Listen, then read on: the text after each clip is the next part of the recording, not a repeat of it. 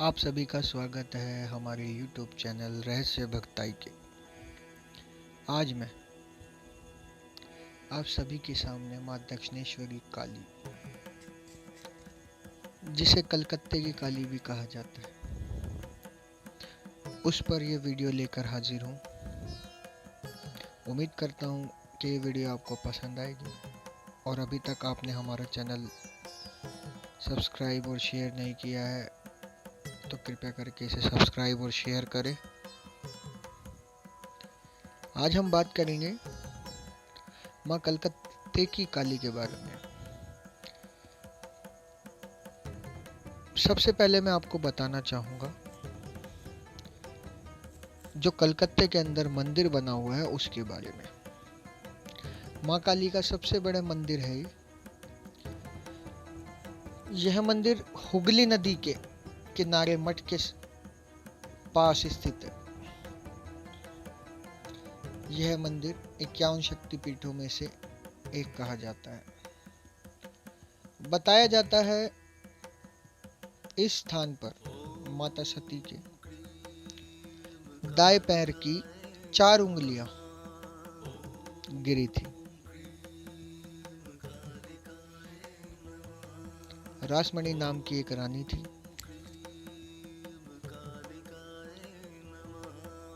जो माँ काली की पूजा व आराधना में मग्न रहती थी।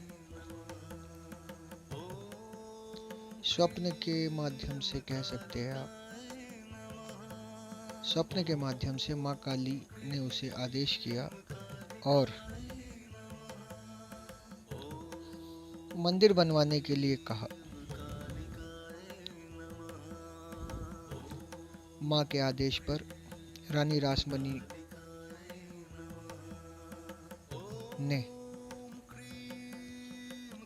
मंदिर का निर्माण शुरू करवाया, जो कि 1847 में शुरू हुआ और वर्ष 1855 में पूर्ण हुआ था। इस मंदिर की विशेषता मैं आपको बताना चाहूँगा। यहाँ जो माँ काली की प्रतिमा स्थापित है वो कोई सामान्य प्रतिमा नहीं है। इसकी अपनी एक विशेषता है। बताया जाता है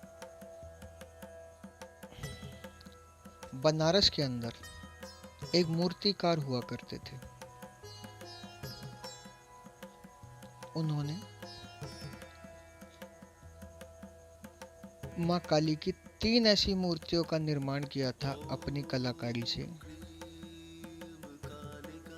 जो कि आज भी अपने आप में करिश्माई मूर्तियां हैं और चमत्कार से भरपूर है।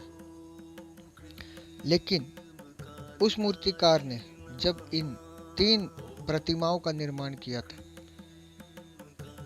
उस समय काफी लोग उन्हें खरीदना चाहते थे, परंतु उस मूर्तिकार ने उन्हें बेचने से मना कर दिया था। उसने कहा था कि ये मूर्तियां जिसके साथ खुद चल देंगी उसी की हो जाएंगी। वे 3 मूर्तियां कौन सी हैं, उनमें से कितनी मूर्तियां कहाँ स्थापित है, फिर कभी अपनी आने वाली वीडियो में जरूर बताऊंगा।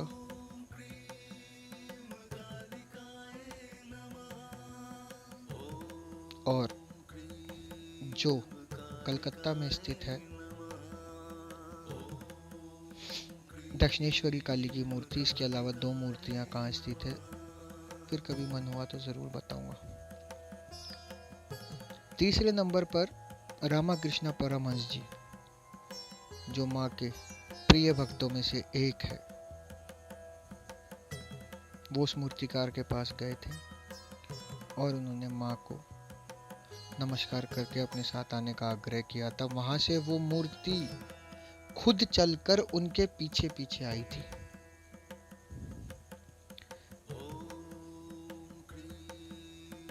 इस प्रतिमा को देखने वाला मोहित हो जाता है। माँ का एक रूप इतना भव्य, इतना सुंदर है कि उसे जो भी देखता है मोहित हो जाता है। आइए उस स्वरूप की बात करते हैं, रूप की बात करते हैं। एक हाथ में खड्ग, दूसरे में मुंड, तीसरे में वर मुद्रा और चौथे में अभय मुद्रा है। दायां पांव भगवान शिव पर,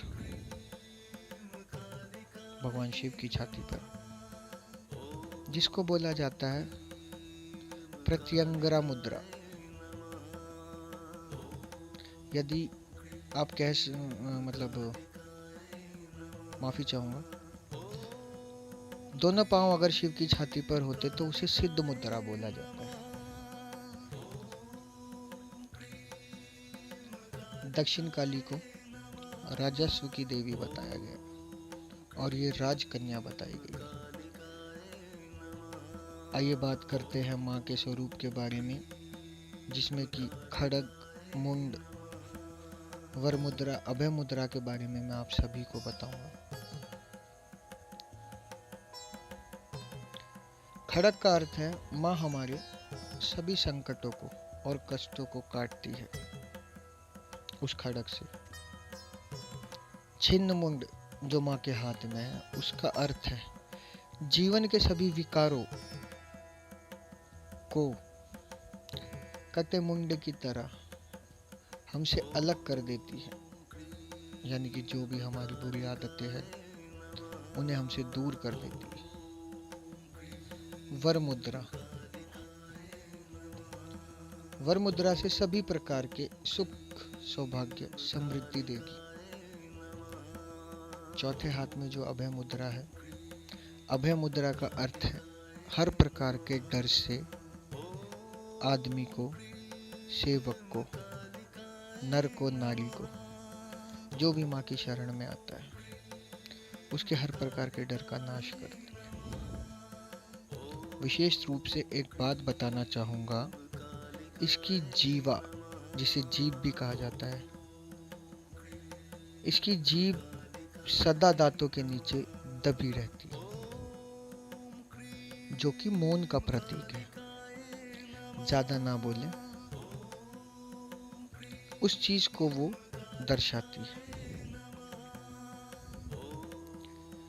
यहीं इसी के साथ अपनी इस जानकारी का समापन करना चाहूँगा। यह ज्ञानपूर्वक जानकारी आपको कैसी लगी कृपया कमेंट में ज़रूर बताएं। उम्मीद करता हूँ आपको यह वीडियो पसंद आई होगी। यही मैं अपनी वाणी को विराम दूंगा। जय माँ काली, जय माँ भगवती भवतारिणी माँ काली आपका कल्याण करे।